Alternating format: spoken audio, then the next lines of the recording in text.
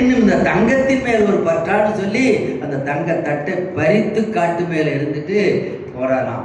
ஒரு பெண் தனக்காக இல்லாவிட்டாலும் தன் கணவனுக்காகவாவது தன் பிள்ளைகளுக்காகவாவது சிலவற்றை விரும்புவாள். இந்த மாதிரி செய்த சொன்னால் இப்போ எதையும் விரும்பாமல் துச்சவனை தூக்கி எரித்து விட்டு சென்ற சீதையின் மாண்பை நினைத்தால் ராமனை காட்டிலும் ஒருபடி சீதை உயர்ந்து நிற்கிறாள்.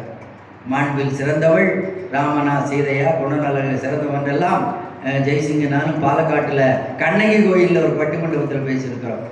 ராமனா சீதையான் குணநலன்களை பார்த்தால் ராமனை காட்டிலும் ஒருபடி உயர்ந்து நிற்கிறாள் சீதை. அதான் அடிக்கடி சொல்லுவேன், அவன் தசரதராமன் என்பதை விட, கோசலராமன் என்பதை விட, ராஜாராமன் என்பதை விட, ஜெயராமன் என்பதை விட, பட்டாபிராமன் என்பதை விட சீதாராமன் என்பதே ராமனுக்கு பெருமை. அப்படி ஒரு மனைவி வாய்த்தால்தான் ஒரு மனிதன் வாழ்க்கையிலே வெற்றி பெற முடியும்.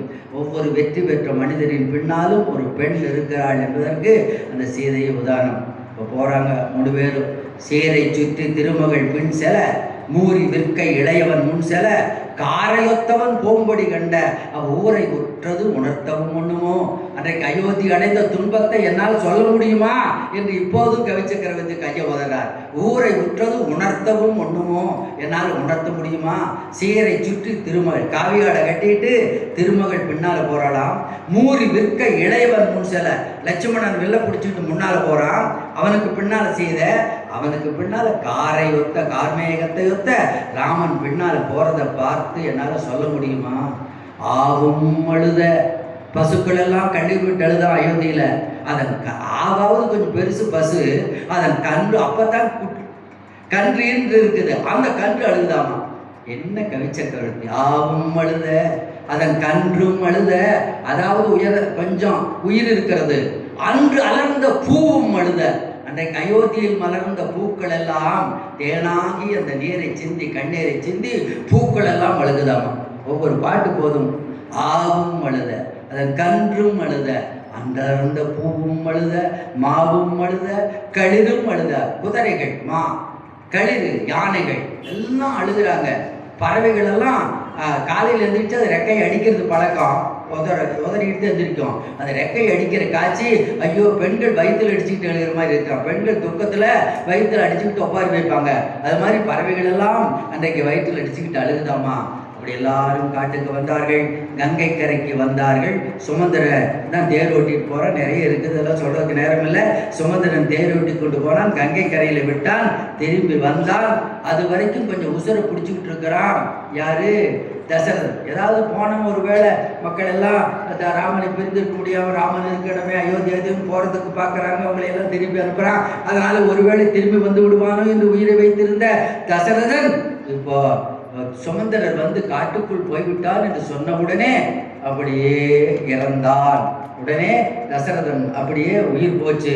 அவனை இப்போ நம்ம உயிர் போனோன்னா ஃப்ரீசரில் போட்டு வைக்கிறோமே, அது மாதிரி அந்த காலத்தில் தைலங்கள், தைலக்காப்பு பெரிய இப்போ இன்னும் கண்டுபிடிச்சிட்டோம்னு நினைக்கிறோம். அன்னைக்கு உயிர் எத்தனை நாள் ஆனாலும் உடல் கெடாமல் இருக்கிற தைலங்கள் இருந்தது. இந்த தைலக்காப்பில் போட்டு வைத்தார்கள். இங்கே கங்கை கரையில் தங்கி இருக்கிறான். கங்கை படலாம். அதில் ஒரு பாட்டை மட்டும் சொல்லிட்டா போதும், வேற ஒன்றும் வேண்டியதில்லை. குகனை பற்றி அங்கே வந்திருக்கிறான். அப்படி ராமனும் சீதையும் கங்கை கரையில் நடக்கிறாங்க. கம்பர் வர்ணிக்கிறான். வெய்யோ நொழி தன்மேனியில் விரிஜோதியில் மறைய, பொய்யோ எனும் இடையாளும் இளையானொடு போனான். மையோ மரகதமோ மறிகடலோ மழைமுகிலோ, ஐயோ இவன் வடிவென்பதோ ஒரு அழியா அழகு. ஐயோ ஐயோங்கிறார். ஐயோ இவன் அழியா அழகு. நம்ம அழகெல்லாம் அழிகிற அழகு, நேற்று இருக்கிற அழகு இன்னைக்கு இருக்காது. அவன் அழியா அழகு.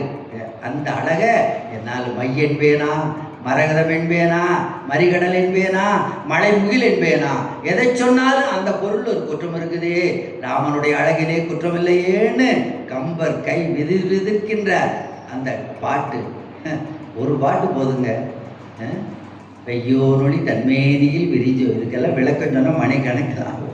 வெய்யோன்னு பாட்டை மட்டும் காதில் போட்டு வைங்க, இன்னைக்காவது வாய்ப்பு இருக்கும்போது படியுங்க. இன்னும் பல பேர் வெளிக்குடி சுவாமிகள் போன்ற மகான்கள் வரபோது கேட்டு அனுபவிங்க. வெய்யோ நொடிதன் மேனியில் விரி ஜோதியில் மறைய பொய்யோ எனும் இடையாளொடும் இளையானொடும் போனான் ஐயோ மரகதமோ மரிகடலோ மலைமுகிலோ ஐயோ இவன் வடிவு என்பதோர் அழியாளுடையார். அவன் வந்திருக்கிறான்னு கேள்விப்பட்ட உடனே பேரரசன், கங்கையும் கோசல நாட்டு பேரரசுக்குட்பட்ட பகுதி, தங்கள் நாட்டு இளவரசன் வந்திருக்கிறான்னு கேள்விப்பட்டு அந்த காட்டிலே இருக்கிற வேடுவர்களுக்கு தலைவன், 1000 படகுகளுக்கு சொந்தக்காரன். அவன் எப்படி இருக்கிறான்னா, அவனை வர்ணிப்பார் கம்பர். கையும் காலும் பனைமரத்தை வெட்டி ஒட்டுன மாதிரி இருக்கான். ஒரு கையும் காலும் பனைமரங்கள் மாதிரி இருக்குன்னா எப்படின்னு பார்த்துக்குங்க. திருநெல்வேலி இருக்கிறவங்களுக்கு தான் பனங்காட்டு தெரியும். அந்த மாதிரி பெரிய பனைமரங்களை கையும் காலுமா இருக்கு. எண்ணெய் பூசி இருள்புரை மேனி, நல்ல கருப்பு, ஆனால் எண்ணெய் பூசுற மாதிரி பளபளன்னு இருக்குதான். எண்ணெய் பூசி இருள்புரை மேனியான் வந்திருக்கிறான்னு கேள்விப்பட்ட உடனே போய் கங்கையில் ஆழமான பகுதிகளுக்கு போய் நல்ல மீனை பிடிச்சிக்கிட்டு உயர்ந்த மரங்களுக்கு சென்று நல்ல தேனை எடுத்துக்கிட்டு ராமனுக்கு கொடுக்கணும்னு வர்றான். ராமனுக்கு தேனும் ஆகாது மீனும் ஆகாது. துறவு நிலையில் இருக்கின்றவர்கள் மீன் நம்ம காரணமாக சாதாரணமாக சைவத்தில் இருக்கிறவங்க கூட சாப்பிடறதில்லை. நம்ம தேனை உபயோகிப்போம். துறவு நிலையில் தேனை கூட ஒதுக்கிறார்கள்னா தேனடையிலிருந்து பிழிந்து எடுக்கிறதுனால அதுவும் அவர்கள் அதை உபயோகிக்க மாட்டாங்க. ரெண்டையும் எடுத்துக்கிட்டு இப்போ வர்றான். லட்சுமணனை பார்க்குறான். தேவரீரை சேவிக்க வந்தேன்னா அவன் லட்சுமணனை பார்த்தோன்னா வெளில கையில் வச்சுட்டு பார்த்த உடனே இவன் தான் ராமன் நினச்சிட்டு தேவரீரை சேவிக்க வந்தேன்னா. நம்மளை யார் சேவிக்க போகிறாங்க? ஓ இவன் தப்பாக நினச்சிட்டான், கொஞ்சம் பொருள்னு உள்ளே போனான். ராமனிடத்தில் சொன்னான், உள்ளம் தூயன் தாயினும் நல்லான் ஒருவன் வந்து இருக்கிறான்னா. லட்சுமணன் கிட்ட சர்டிஃபிகேட் வாங்கின ஒரே ஆளே குகன் மட்டும்தான். யாரை பார்த்தாலும் சந்தேகப்படுறவன், ஆவேசப்படுறவன், கோபப்படுறவன் என்ன சொன்னான்? பார்த்த உடனே உள்ளம் தூயவனாக தெரிகிறான், தாயினும் நல்லானா. ஏன்னா ஒரு தாய் தான் ஒரு பிள்ளைக்கு உடனே சாப்பாடு கொண்டு வரும். பையன் வெளியூர் போயிட்டு வந்தான்னா, டே என்னடா செஞ்சு அதை செஞ்சு எதை செஞ்சு அப்பா கேட்பாரு. அம்மா முதல் கேள்வி நல்லா சாப்பிட்டியா? இதுதான் தாய் உள்ளம். எனவே நல்லா கொண்டு வந்திருக்கிறத பார்த்தோன்னு தெரிஞ்சிட்டான். உள்ளம் தூயன் தாயினும் நல்லான், உங்களை சேவிக்கு வந்திருக்கிறான்னா.